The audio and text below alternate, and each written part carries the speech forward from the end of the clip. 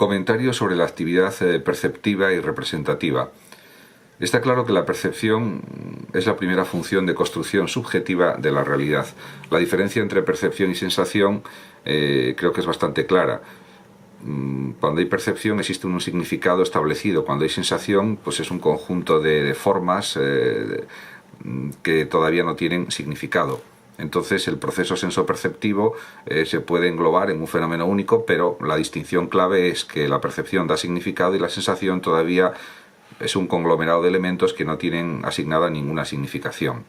Aunque es verdad que el proceso de dar significación a las sensaciones es un proceso muy corto en el tiempo, que puede durar pues centésimas de segundo, décimas de segundo, etcétera, procesos de tiempo muy breves. Se puede también distinguir la percepción y la representación. La primera tiene lugar en la presencia del estímulo y la representación también se puede aplicar a la creación de imágenes o formas, etcétera. De hecho, está claro que la representación o imagen del objeto queda grabada en la mente gracias a la memoria. La percepción además da significado a los estímulos sensoriales apoyándose en las representaciones formadas por las experiencias interiores, porque la mente tiene en su memoria pues almacenadas formas y estructuras de cómo son los objetos, etcétera, y cuando esas imágenes vuelven a la mente a través de los sentidos, pues realmente se identifican esos objetos, esas formas, etcétera. El conocimiento humano además actualmente tiende a ser considerado como un proceso de arriba abajo, más que en dirección contraria. En este sentido, es como si tuviéramos grabados en nuestra memoria patrones de reconocimiento, de estructuras, de modelos, etcétera, y luego lo aplicamos en una dirección que va de arriba a abajo.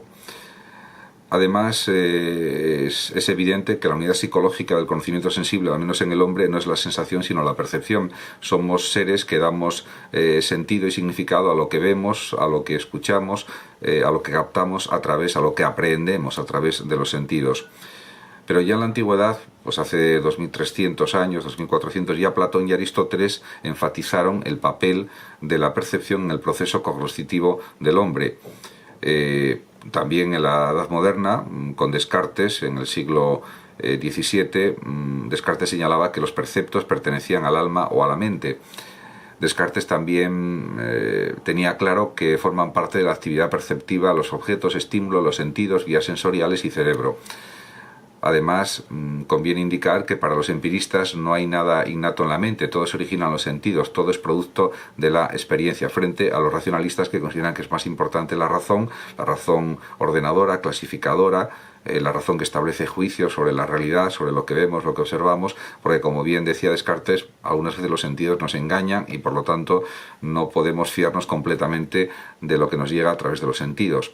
Aunque también es cierto que la actitud empirista, la actitud de Locke, la actitud de Hume y de otros filósofos empiristas, pues parece la más acertada, porque es verdad que todo lo que aprendemos lo aprendemos a través de situaciones experienciales. La lectura es un proceso experiencial, en cierto sentido, la observación lo mismo, etcétera. En este sentido, aunque es verdad que tenemos unas estructuras de clasificación mental, de categorización mental, lo más relevante está claro que es la experiencia sensorial para aprender, para investigar, para estudiar, etcétera. De todas maneras, también ha habido grandes filósofos que han investigado sobre estas cuestiones, como por ejemplo Kant, que distingue entre sensación y percepción por un lado y percepción y pensamiento. Además, para Kant, las percepciones empíricas constituyen el material ordenado por los conceptos en los actos del juicio. Eso sería, en realidad, el pensamiento, los procesos de pensamiento. Desde la psicología cognitiva y desde las corrientes científicas de la psicología se indica que la sensación y la percepción son procesos finales que se dan en el córtex cerebral o en la corteza cerebral. Por otra parte, conviene distinguir que hay estereoceptores que captan los estímulos externos y telereceptores como el oído y la vista. Los propioceptores, por ejemplo, están en las articulaciones del cuerpo y dan información vestibular acerca de la postura del cuerpo. También son definibles los interoceptores o visceroceptores que informan de los procesos vegetativos viscerales.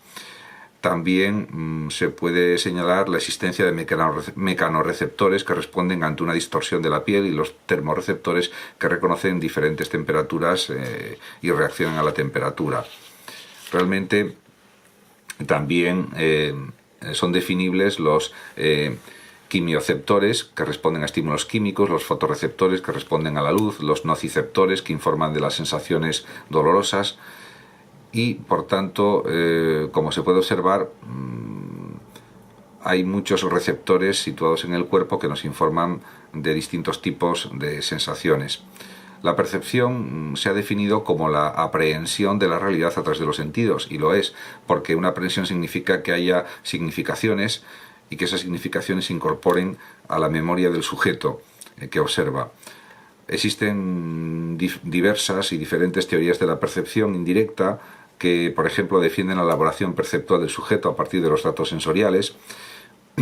Una de las teorías más importantes es la teoría de Epp, teoría neuropsicológica de la percepción. Epp intenta por primera vez relacionar directamente la percepción con las neuronas.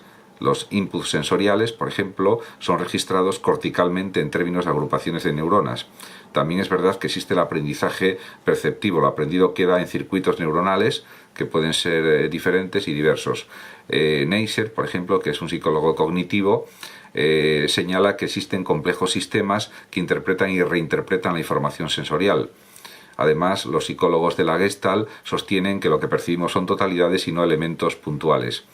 En la escuela de la Gestalt, por otra parte, se indica que la percepción directa de la realidad es algo que es lo más frecuente y lo más habitual, porque para la Gestalt, para la escuela de la forma, percibimos todo es perceptuales, sobre todo figura y fondo.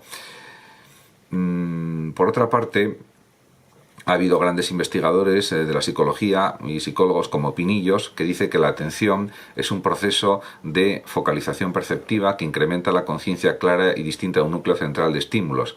También existen distintos tipos de memoria: la memoria a corto plazo, que puede durar del orden de 20 o 30 segundos, 40 segundos aproximadamente, y la memoria a largo plazo, donde la información es retenida por periodos temporales muy largos o prácticamente indefinidos, de ahí su nombre de memoria a largo plazo.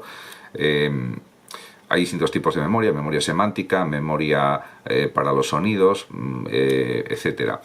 Y en cuanto a los problemas de la memoria, puede haber la dismnesia, la amnesia, la hiperamnesia, etc.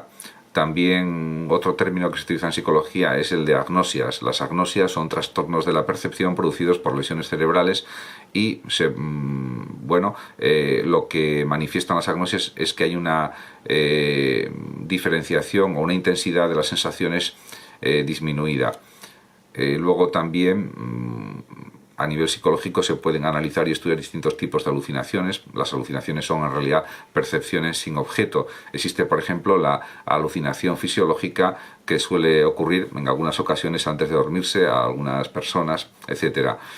De hecho, la psicología es una ciencia que posee numerosos ámbitos de estudio, numerosos campos de estudio, que trata de mejorar la existencia humana, de conseguir curar o tratar las enfermedades mentales, por supuesto, de servir de apoyo para las personas durante su vida, y en este sentido cada vez los estados son conscientes de que la función de la psicología es primordial, la función de la psiquiatría también, por supuesto, etc.